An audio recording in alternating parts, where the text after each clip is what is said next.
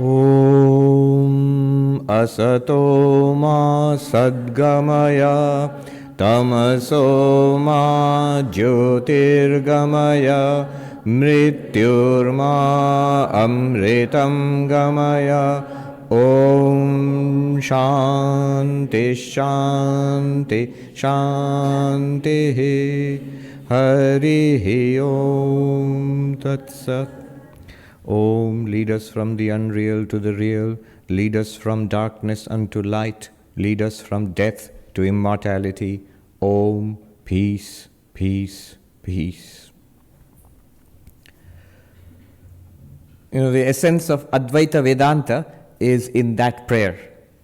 Lead us from the unreal to the real, from Mithya to Sat, from the samsara appearance to Brahman. How do you do that? By light. Here I interpret light as knowledge, as realization. And what is the result of that? From death to immortality. So what is the goal? To attain the reality. How do you do that? Through knowledge. And what is the result? Go beyond death, attain immortality. So the subject this morning is Vedanta in the 21st century. And by that, I'm going to draw upon how Vedanta is relevant to our lives personally and to the community and the world at large. What interesting and powerful applications of Vedanta can there be in this world of ours today? And of course, I will draw on Swami Vivekananda as the chief proponent of Vedanta in these times, in our times. It must be acknowledged, one must stop for a while and see what a remarkable, extraordinary character Swami Vivekananda was.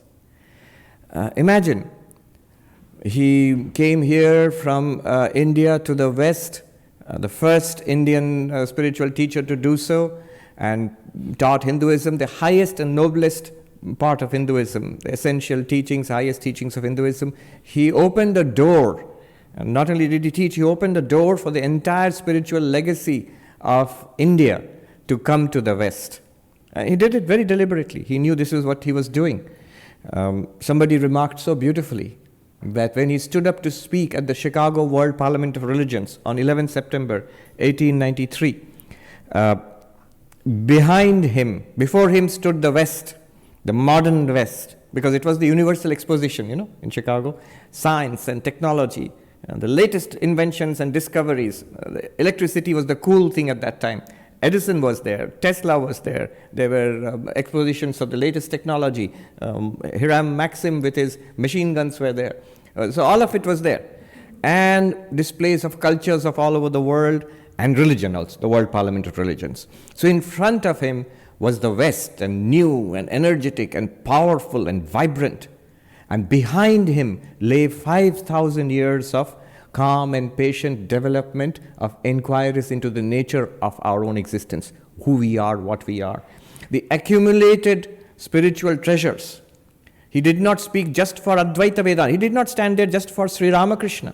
Of course, Sri Ramakrishna did not stand there just for Sri Ramakrishna. He stood for the entirety of Hinduism, I would say humanity's spiritual development. But Swami Vivekananda came in the name of all of Hinduism. And he taught, he represented even Buddhism and other Indian traditions. So he opened this door for the transmission of spirituality from India to the West. And in his wake have come gurus and swamis and lamas and yogis by their dozens over the last 100 years. And you see the spread of ancient Indian spiritual wisdom throughout not only America, but all over the world through that. Now you have the International Day of Yoga, which is coming up on June 21st. All of that can be traced back to Swami Vivekananda. He was a pioneer, no doubt. He is the one who opened the door to that. Back in India, he roused his motherland to a sense of her own, to a new life, to a sense of her own existence, life and glory and purpose, and set off Indian nationalism and the drive for freedom from British colonial rule. All of that was sparked off really by Vivekananda. And I am not exaggerating because I'm a follower of Vivekananda. It's a historian who said We can call Vivekananda the unconscious father of Indian nationhood, because he did not consciously start politics, but from what he said, the impulse he gave to thought in India. For example, just one example, at a time when everybody was very regional, when they said Desh, country, they meant Bengal, they meant Punjab, or they meant Maharashtra. Vivekananda consistently spoke of himself as an Indian, and one of the first major figures to do so. And after him, within a decade, all national leaders were speaking of themselves as Indians.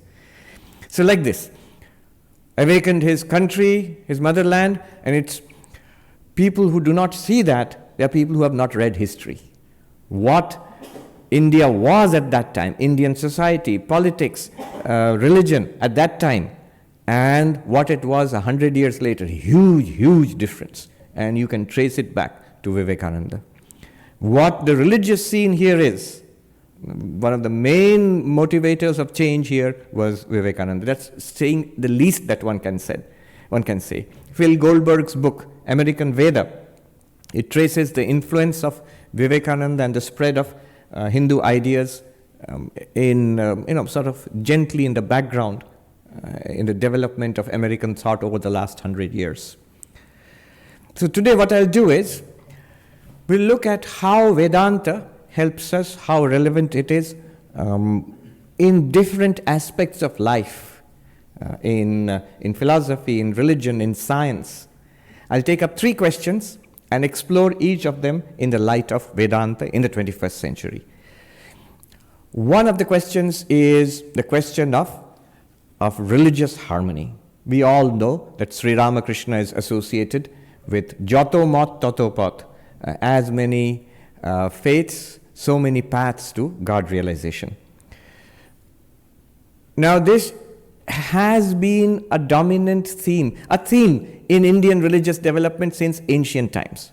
The Rig Veda itself says, Ekam Sat Vipra Bahudha Vadanti. The truth is one, the wise speak of it differently, which was a very wise thing to do thousands of years ago, because when multiple expressions of religion could then coexist, they would debate, they would compete, but nobody would say that this one is the one truth and everything else is false and has to be destroyed. Robert Wright, who has written this book, The Evolution of God, he's a neo-Darwinian scholar and writer who resides, in Princeton. And in this book, he talks about the evolution of Judaism, Christianity. So the evolution of God, it does not actually mean the evolution of God. It means the evolution of our understanding of God. So he has talked about the evolution of Judaism, Christianity, and Islam. When he talks about religious violence, in that chapter, towards the end of it, he brings in Hinduism. And he says, is there a solution to the problem of religious violence? And he says, one solution, which is the only one which we can see which will work, is what the ancient Hindus discovered in the Vedic times, thousands of years ago. The truth is one, the wise speak of it differently. And that actually prevented violence between various religious streams of thought in India. India has been a very religious country and a very violent country also, in the sense that so many wars have been fought throughout history, any number of wars. But religious wars, none. Which is incredible for a people who are so involved in religion. Religious wars, none. They didn't think it's something that you should fight over. And that continues. It is something that is absorbed in the life of the common people there in India. I remember Rabbi Alon Goshen Gottstein, he was visiting from Jerusalem, he was visiting India, Belur Math. I was showing him around, and as usual, I talked about Sri Ramakrishna, Jato Mat Tato Pat, as many faiths, so many paths. And he said, you all talk about the harmony of religions, but where is it there in India? I don't see seminars, conventions, paper writing, discussion, boards, committees for harmony of religions. I thought, yeah, he's right. But the point is, seminars, conventions, committees are not needed, because the harmony of religions is not something that theologians or pundits only are talking about. It is there in the life of the people there. I was reminded of, in Belur Math, Chhat Puja.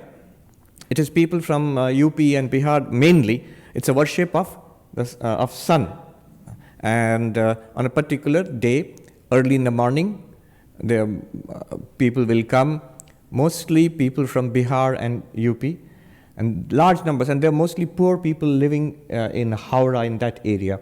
So they come to the Ganga in Belur Math early in the morning and offer worship. I noticed in these crowds of people streaming into through the gate, women, clearly maybe lower middle class, maybe not at all very educated at all, and coming, bearing the offerings. On the way, there's a mosque near Belur Math. So as they pass by, I noticed, it's so nice to see, as they pass by, women are doing like this. The way you would acknowledge the presence of a house of God. So for that Hindu woman who does not know, I'm quite sure, Rig Veda and Ekam Sad Vipra Bahuda Vadanti, has never been to the Parliament of Religions, never read Sri Ramakrishna or even Vivekananda maybe, it is natural for her to feel that here is God in another form, worshipped by another type of people. And that's got to, I must bow down to that. So that's the beauty of what has gone into the Indian experiment, I would say. Yet, it needed to be re-emphasized in this day and age. And that is what Sri Ramakrishna did. So what does Vedanta do for the harmony of religions? So a quick look at the field, at the problem and the solution. Swami Vivekananda spoke on September 11, 1893. 9/11 in the United States, especially where I come from in New York, means something else. It is today's most unfortunate symbol, date of religious violence, of intolerance based on religion. And yet it's on the same date that Swami Vivekananda, more than 100 years ago, stood up at Chicago in the World Parliament of Religions and proclaimed the doctrine of the harmony of religions. So it continues to have enduring relevance. Unfortunately, in this day, in this age, in our world in the 21st century, harmony of religions is very much necessary because of the presence of religious intolerance and fanaticism and violence and terrorism in the name of religion. So how does that work? And how is it any different from traditional Vedanta? For example, in traditional Vedanta, what we discussed yesterday, the ultimate reality is Brahman, existence, consciousness, bliss. And this whole world, this universe, us, and everything that goes on in the world, including science and religion and all, are all manifestations at the level of relative truth. So they make a distinction between paramarthika and vyavaharika, absolute truth and transactional truth. Vedanta itself is on the transactional level, on the relative level. Absolute level is only Brahman. Now this enables Vedanta to be very inclusive, because then all of religion is an appearance of the absolute truth. The absolute truth cannot be put exactly in language, so whenever you try to express the absolute truth in language, it will not be the same. You can express it in different ways. And that's not wrong. As Swami Vivekananda says, we do not proceed from falsity to truth, we proceed from lower truth to higher truth. So the lower truth would be whatever we do. And religion also, all of it. Christianity, Islam, Hinduism, Vedanta, even Advaita Vedanta. And the classical Advaita Vedanta accepts this. Gaudapada, in his commentary on the Mandukya Upanishad, Advaitam icchanti kechana, Dvaitam icchanti chapare, Dvaita Dvaita vivarjitam tattvam. He is a radical non-dualist. Who? Gaudapada. And he says, some people prefer non-dualism. Some prefer dualism. But I must admit, the truth lies beyond dualism and non-dualism. And it's only a non-dualist who can say that. Now, because of this attitude, different religious approaches are all acceptable. When the Advaita Vedanta was being spread through the length and breadth of India vigorously by Shankaracharya, the reaction from traditional Hindus was, these fellows, are they Hindus at all? Shankaracharya himself was later accused of being a Prachanna Bauddha, crypto-Buddhist. So, Advaita Vedantins emphasize, of course, are they Hindus? Do they bow down in temples before images? One sadhu said, हाँ बाबा प्रणाम भी करते हैं, गंगा स्नान भी करते हैं, तीर्थ भी करते हैं. Yes, my dear sir, we all non-dualists will be happy to bow down before the image of in the temple. We'll be happy to take a dip in the Ganga, and we'll happy to go on pilgrimages. All of that, as traditional Hindus, which you do, we can do. But notice the difference. We are happy to bow down before the image of Krishna, but also Shiva, and also Durga, and also Kali. Not only that, if you extend it to this day and age, we are happy to, as Gandhi said, Vivekananda said, that we are happy to kneel down in the church before the cross, and bow down in the mosque, and worship in the synagogue. Because, how do you do that? Because whatever you see, the worship of God is Saguna Brahman. Consciousness Satchidananda with attributes. And that can be conceived of, worshipped, experienced in so many different ways. So if different religions are experiencing and worshipping in different ways, it can all be true. It doesn't mean that one is true, it doesn't mean that the rest are false. The very infinitude and ineffability of the ultimate reality means that all of those can be true. However,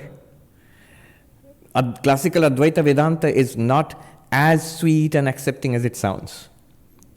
Because we say we have a grasp on the absolute truth, and that ultimately is real, everything else is an appearance of that.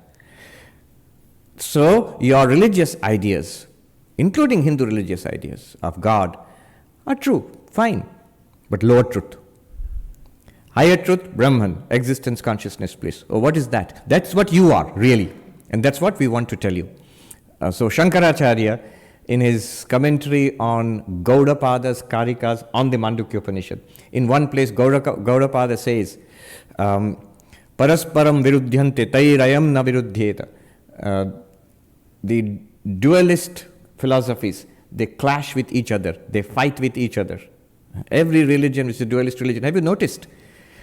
I must say this, it sounds harsh. It is all the bhakti traditions which talk about love and peace, which are the sources of the maximum violence and hatred in the world. And that's not surprising. If you emphasize emotion, that emotion cuts both ways.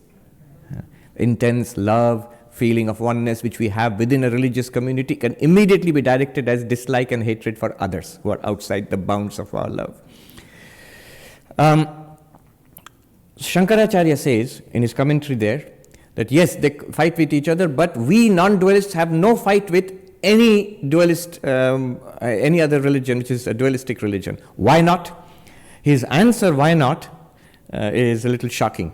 He says, imagine a man, remember Shankaracharya is from Kerala, so imagine a man riding on an elephant and going down a little village pathway in Kerala. So man on an elephant. And he comes across a crazy guy on the road who says, charge your elephant against mine. Let's have an elephant fight. Now that man is crazy, doesn't have an elephant. How can I have a fight with him because he doesn't have an elephant? I can't charge my elephant against a non-existent elephant. Similarly, Shankaracharya says Advaita Vedanta has no fight with all, within brackets, the crazy lunatics of this world. Because he doesn't say crazy lunatics, he just says that they don't have a fight with anybody else because they are not teaching the absolute truth. So the relative truth can be many expressions. Why? The ultimate reality has no conflict with a lower truth. Two truths at the same level can have conflict. So for example, the desert is dry. It looks like water, a mirage. So how can there be water and it be dry at the same time? It can be if the water is an illusion and the dryness is real. So a real desert can exist with a mirage. But actual dryness and water, they cannot exist together.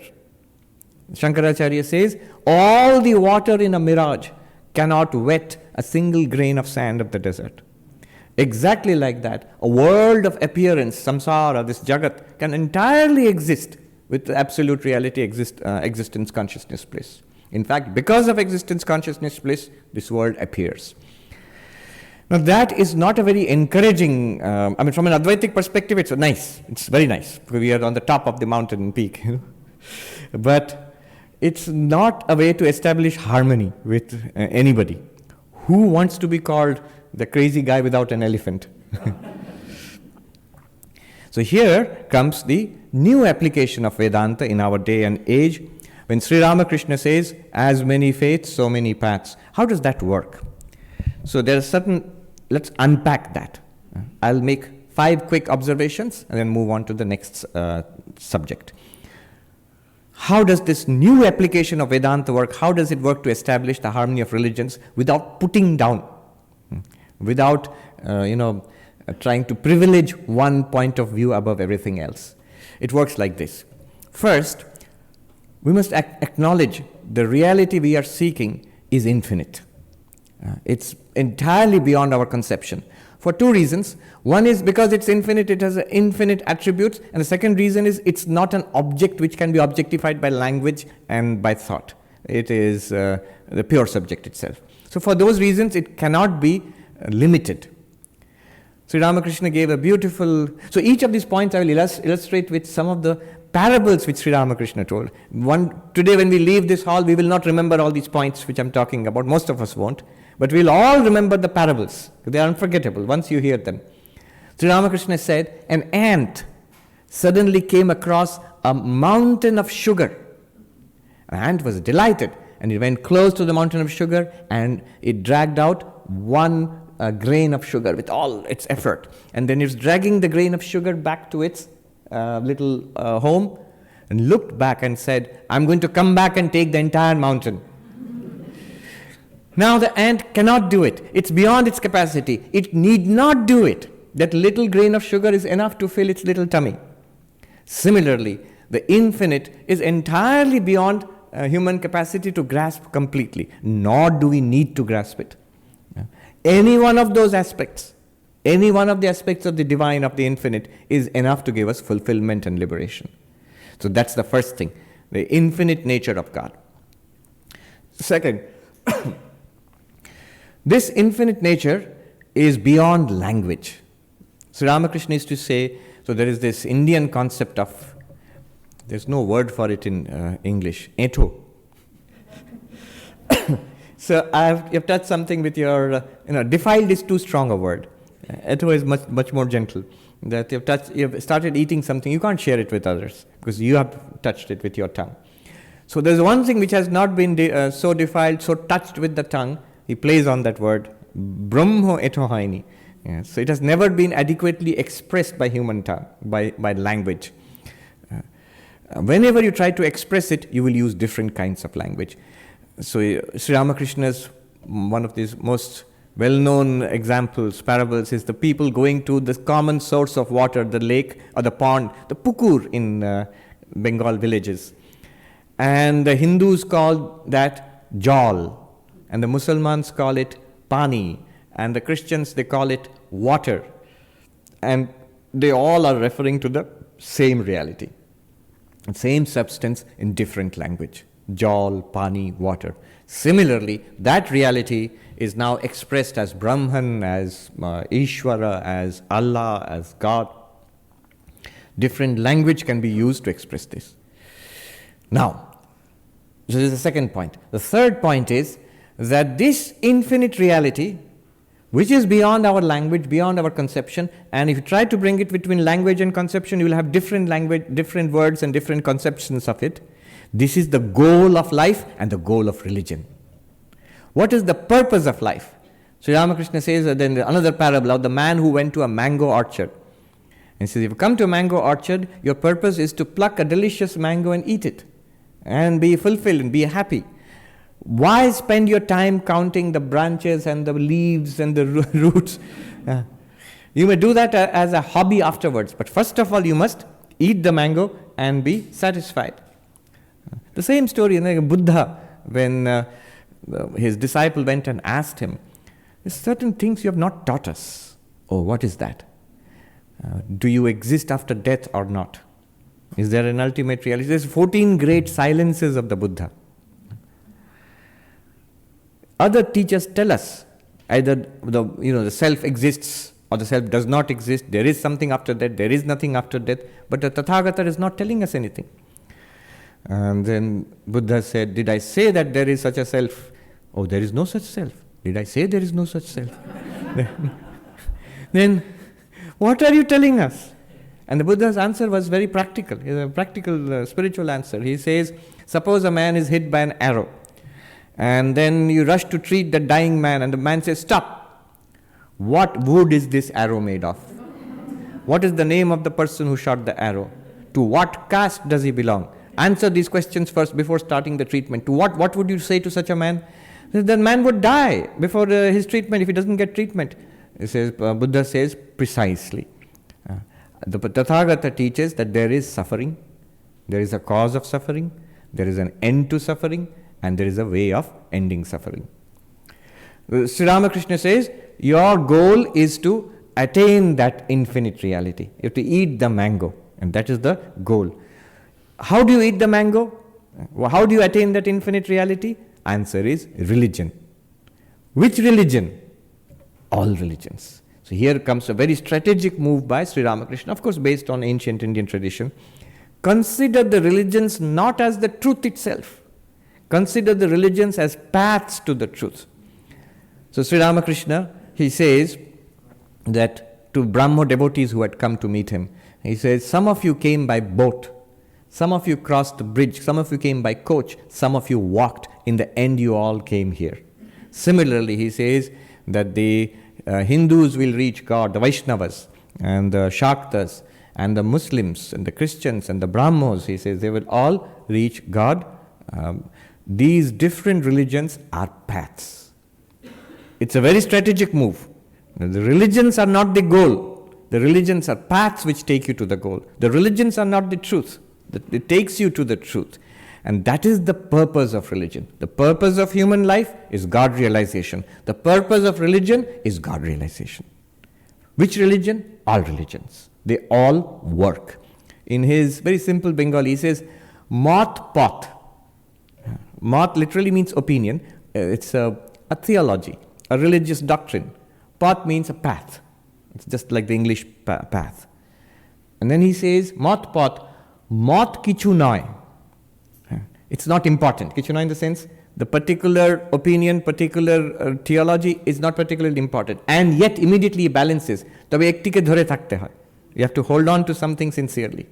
All of them will work, but one you must hold on to sincerely. And then he follows that up. If it's all different paths, and they all lead to the same goal, and they all lead to transcendence, God realization, fulfillment, then should we follow all? Again, he balances that. He says his example of the man who went to dig a well for water.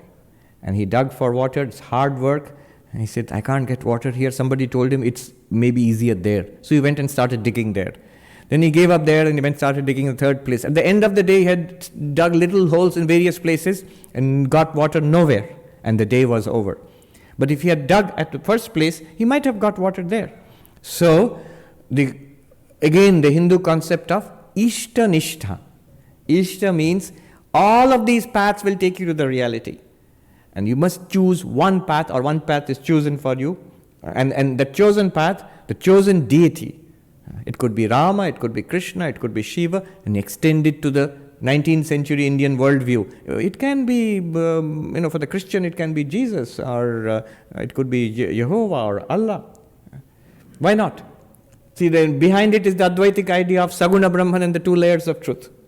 And then you can extend it further. These are all paths, and they can take you, and each path is an Ishta, a desired ideal.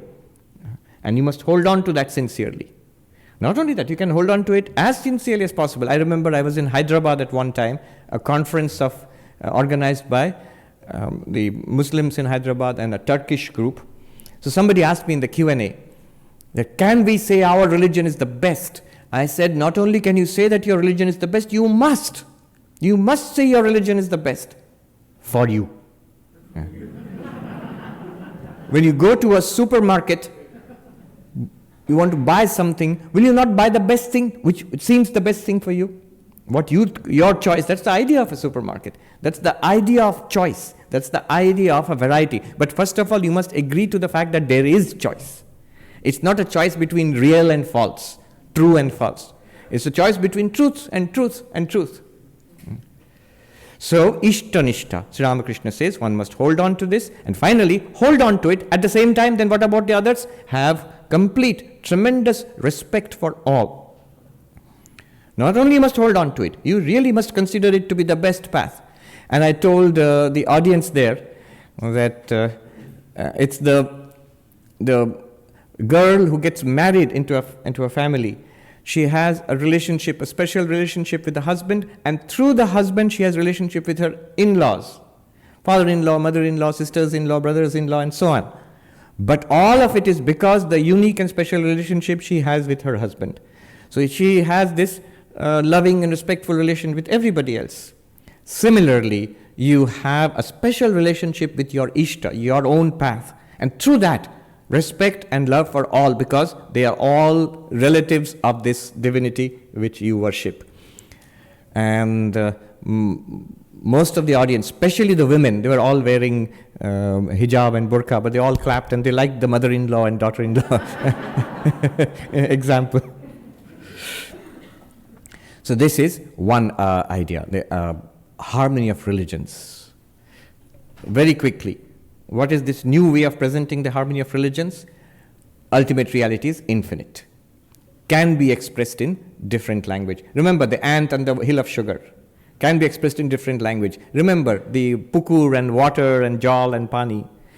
And this is the goal. Remember eating the mango. That's the purpose. And the different religions become paths to this goal. Remember, with different paths you reach the same place, Sri Ramakrishna. I mean the Dakshineshwar temple. And then remember the man digging the well.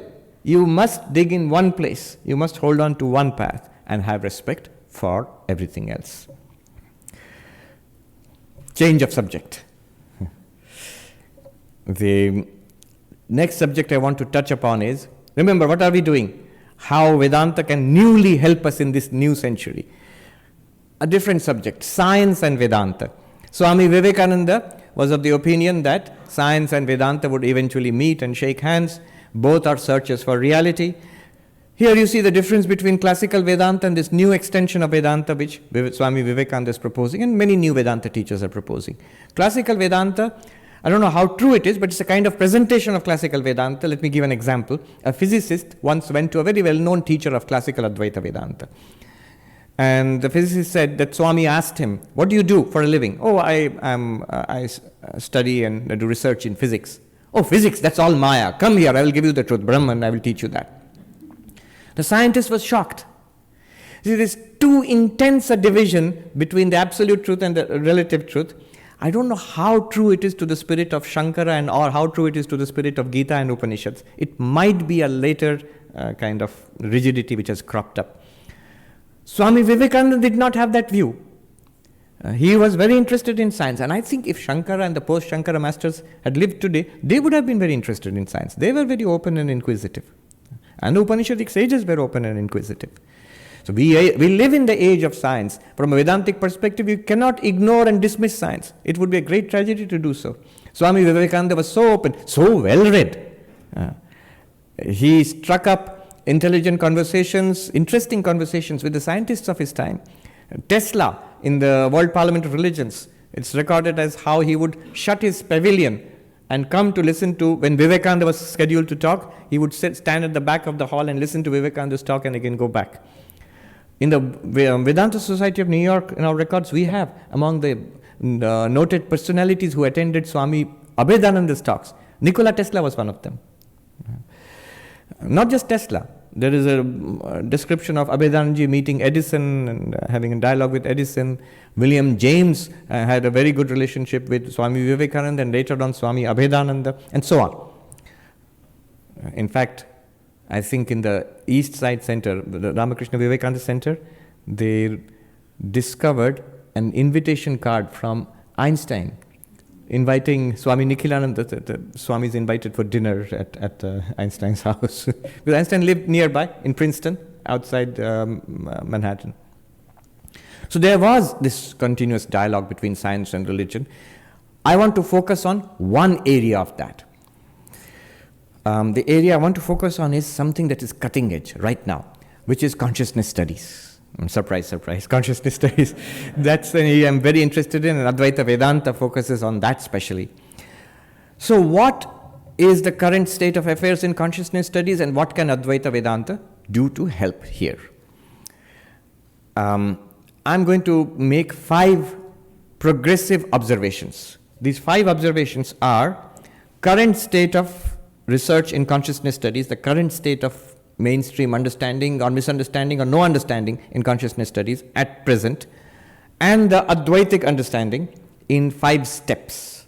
What it will do is, it will show you the difference between what Advaita Vedanta says about consciousness and what at present mainstream discussion is about consciousness. It will also give you a pathway. If at all we have to bring the mainstream understanding closer to Advaita Vedanta, what are the milestones we have to cross? All right, here goes, 5 steps.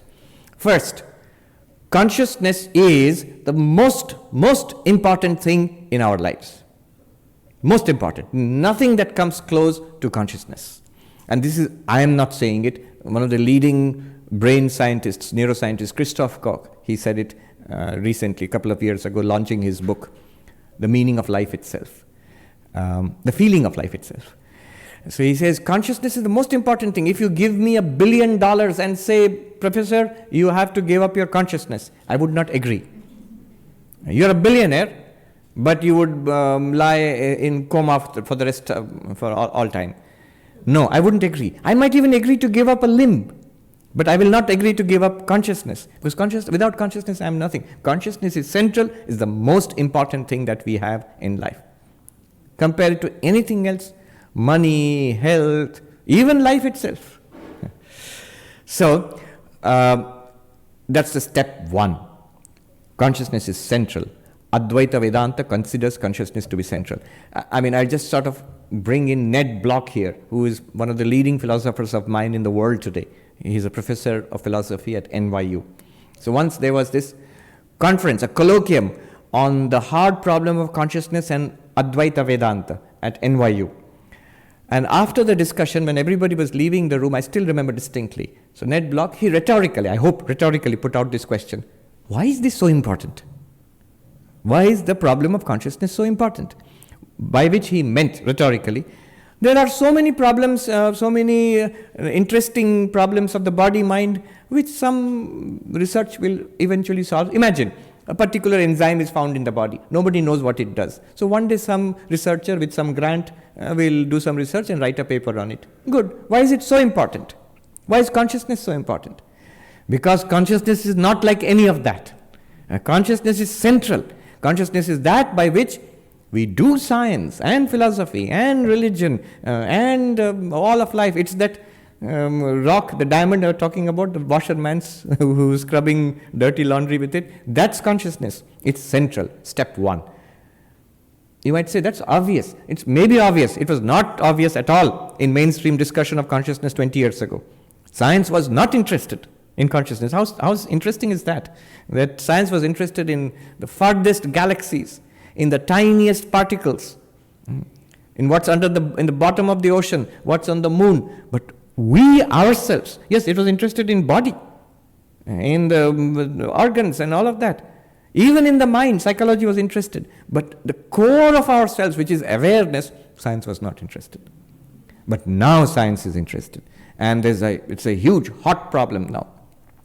So step 1, Advaita Vedanta and a lot of scientists today are agreed, and philosophers are agreed that consciousness is central. Step 1. So there we are sort of meeting. Second step, each is progressive, and we'll go a little further and further away from mainstream discussions and towards Advaita Vedanta. Second step, consciousness is not reducible to the brain. Big step. This is the hard problem of consciousness. David Chalmers, who is at NYU, he coined the term the hard problem of consciousness. What is the hard problem of consciousness? There is only one way of existence for objective things like this. The table is just a table. And it's an entirely objective thing. And everything in this world that you can see, this entire universe, from a quasar and a sun down to a quark, has only one type of existence, a physical, objective existence. There is no inner existence to any of it. How is it that consciousness, there is two sides of it. There is the brain and there is something inner existence as consciousness, the feeling of seeing, hearing. I am seeing a red rose, the feeling of seeing the red, of tasting coffee, the feeling the warmth of the liquid, of talking, of pain and pleasure. Dr. Anil Seth, who is in England, well-known neuroscientist, he says, notice, it does not take intelligence to suffer. Deep Blue is a computer, is intelligent enough to defeat Grandmaster in chess.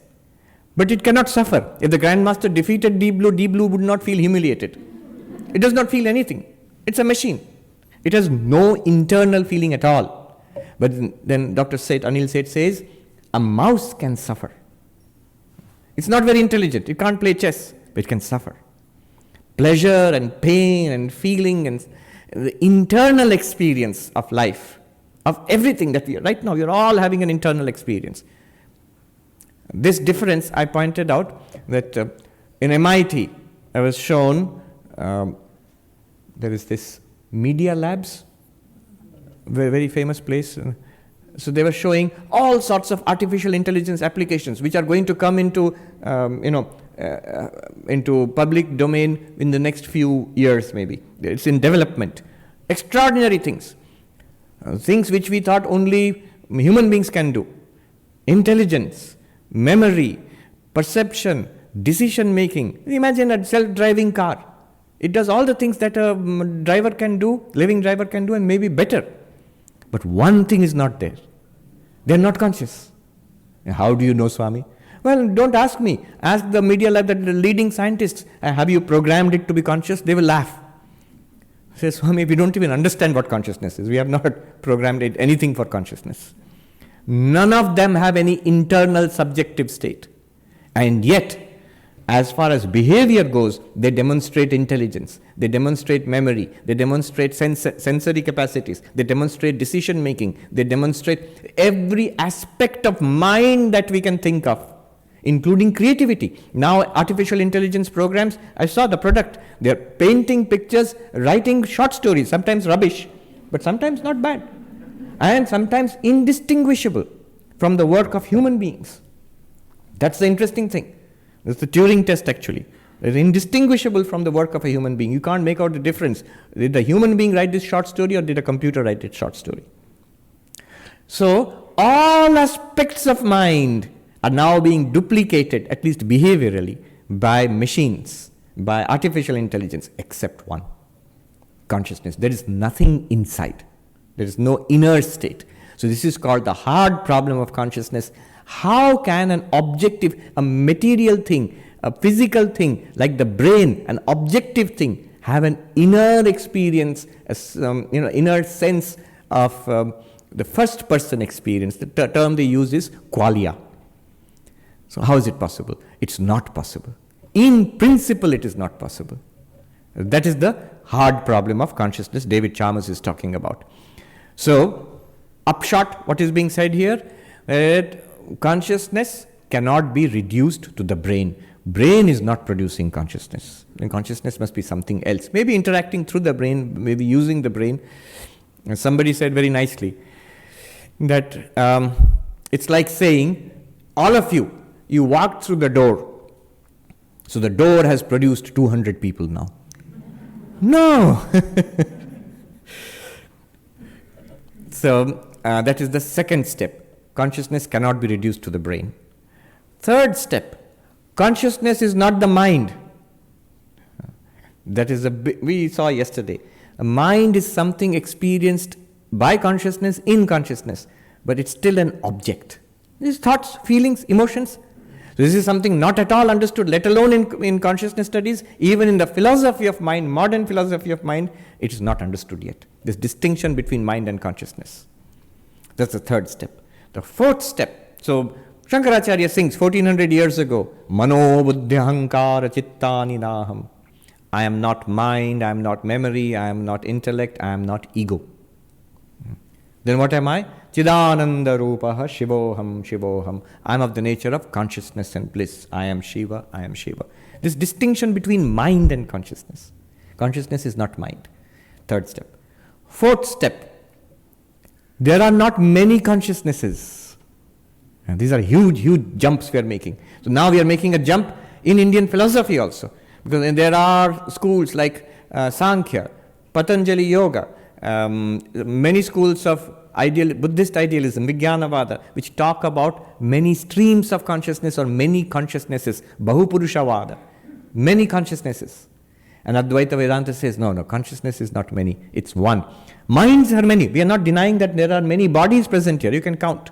We are not denying that each body, there's an embodied mind. But behind the body and mind, illumining the body and mind, how many consciousnesses? So there are arguments for this. I will not go into it. There's a long argument between Advaita Vedanta and Sankhya. Sankhya says, no, many consciousnesses. Advaita says one consciousness. For example, one argument, and I'll go ahead.